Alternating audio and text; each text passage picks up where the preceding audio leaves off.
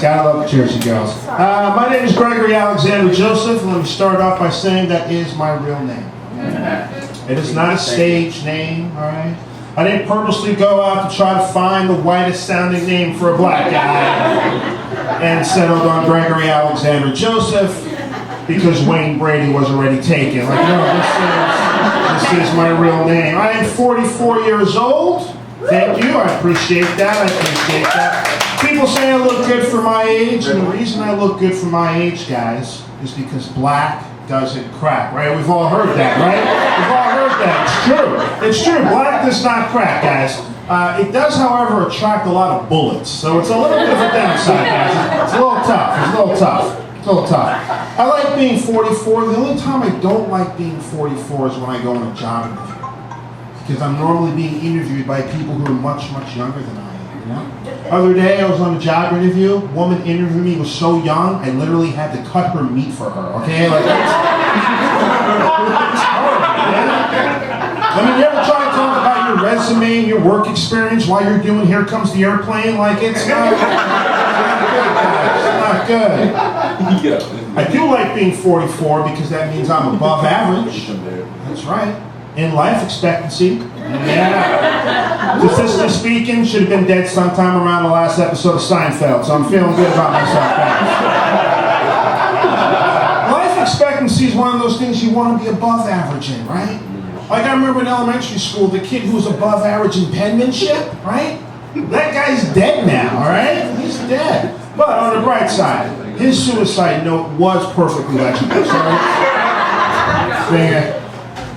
I'm from New Jersey. Any other Jersey people? Yeah. All right. Yeah. You know, everyone always makes fun of New Jersey. I'm sure people in this room have made. This guy just said yes. Yeah. Everybody makes fun of New Jersey. I don't understand it. I was on Facebook the other day, and the guy was making fun of New Jersey, and this dude was from Haiti. All right. Like seriously. All right.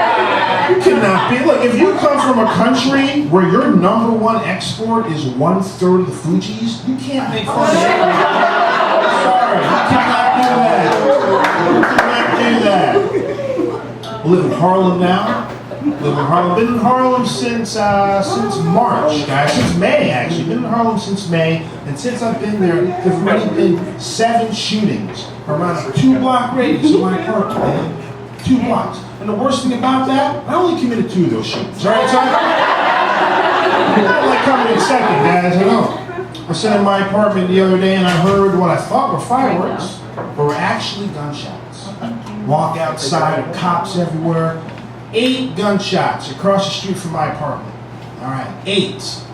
This happened at 3 o'clock in the afternoon, people. 3 o'clock in the afternoon. This means a few things, right?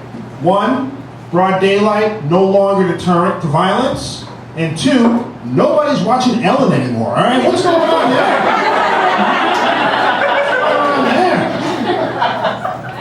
I used to live in Washington, D.C. for a little bit. I was in D.C. to see the President of the United States inaugurated, guys. Saw it with my own 2 eyes, right? And I don't think I was the only one who saw this, right? Like, I didn't have like a really kick-ass Groupon. Like, everyone saw the President inaugurated. But there's a group of people in Washington, D.C. who don't believe Barack Obama was born in America. You ever hear about these people? Yeah. They call themselves birthers, right? They believe that Barack Obama was born in Africa despite evidence to the contrary, right? Despite the fact he's produced a birth certificate that says he's born in America. Despite the fact he's taken the oath of office twice. And despite the fact that Barack Obama is a black man who grew up without a father. People. In this country, black kid growing up without a father, as American as apple pie, right? You know that, right? Boy, I've been to Africa, man. There are no fatherless children in Africa. And the only African I know who grew up without a father, Simba from The Lion King.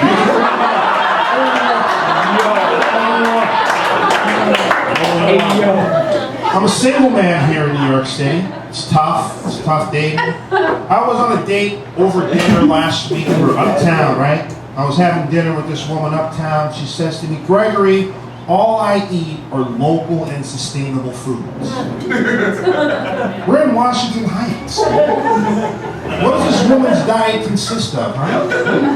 Labradoodles and Dominican cats?